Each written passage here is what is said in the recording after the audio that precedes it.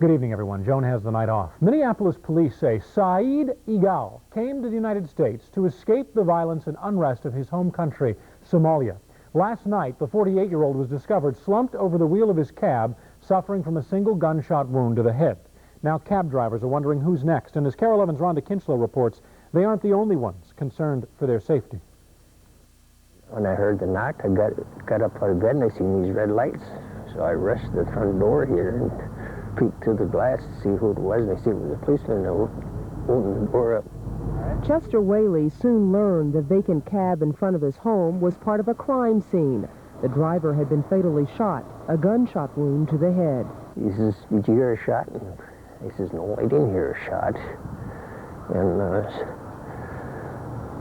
so he says, "That's all I want to know." Whaley says it was hard trying to fall back to sleep with the knowledge that violence was just a few feet from his front door. Neighbors say the shooting has left them feeling very uneasy, but cab drivers tell the same story. They say driving a taxi used to be a way to help make ends meet at home. Now they're not even sure if they'll make it home. We are driving public transportation. We give the people for transportation. We help the people to get their destination. But we don't feel any safe. Is it getting scary out here for drivers? Oh, nighttime, yes, scary. Some, nighttime, especially after midday. Yes, it's scary. There was a gentleman, his name is Saeed. He was killed last night. It didn't take a hard sell to get fellow cab drivers to give money to help the victim's family with funeral expenses. Phone number and whatever you can afford to pay. I don't care what company they are from, but they're still willing to donate. One thing first came into my mind was not to drive at night anymore because, everybody has family and children. Driving a cab is a business where the service comes before the payment. But for many cab drivers, that price has gone too high. Rhonda Kinchlow, KARE 11 News. Some cab drivers say they'll install a bulletproof plexiglass window in their vehicles. Others won't drive in the evening since they can't legally refuse a fare unless they're physically threatened. Well, in less than 24 hours, we could learn more about the tobacco industry's secrets. Yesterday, a state judge ordered tobacco giants to turn over thousands of internal documents. That material could have a major impact on the Minnesota trial. KARE 11's Greg Vandegrift joins us now with more. Greg? Rick, tomorrow the tobacco trial resumes with the focus on youth and smoking. It's the same day the secret documents are scheduled to be released.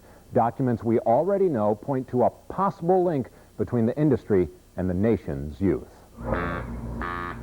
It's a strange-looking device.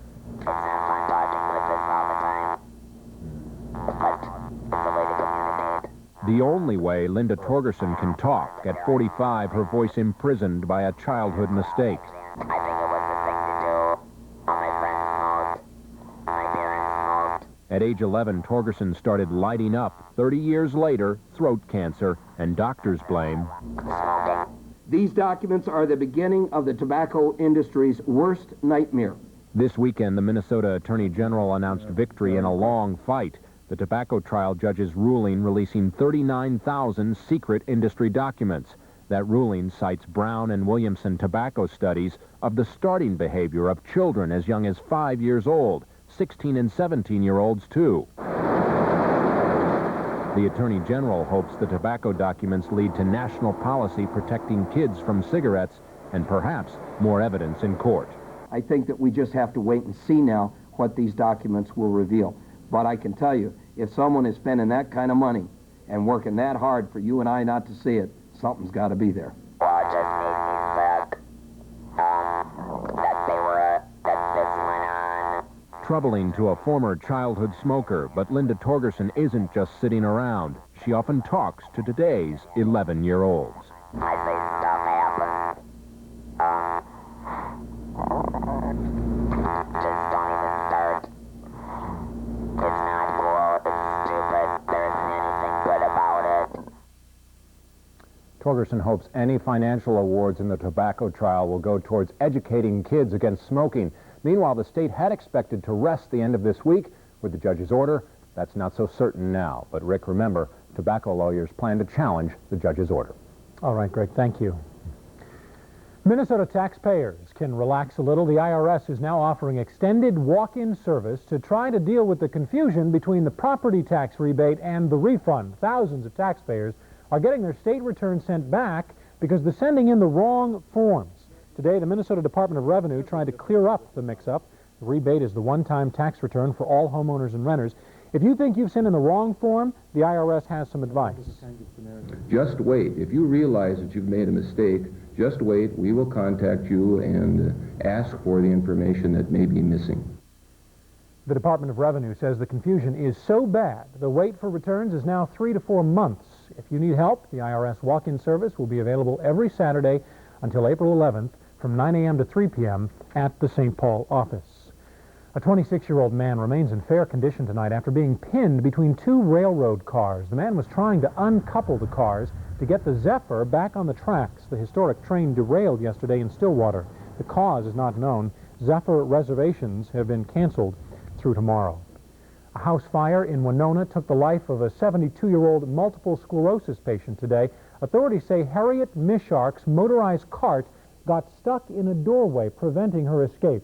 Investigators believe a faulty electric blanket may have caused that fire.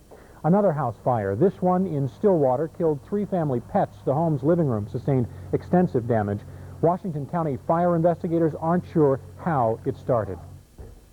A key figure in the Whitewater scandal is dead. A heart attack killed James McDougal this morning in a federal prison in Texas. McDougal was serving a 3-year prison sentence for fraud and conspiracy. His business dealings with the Clintons spurred the Whitewater probe.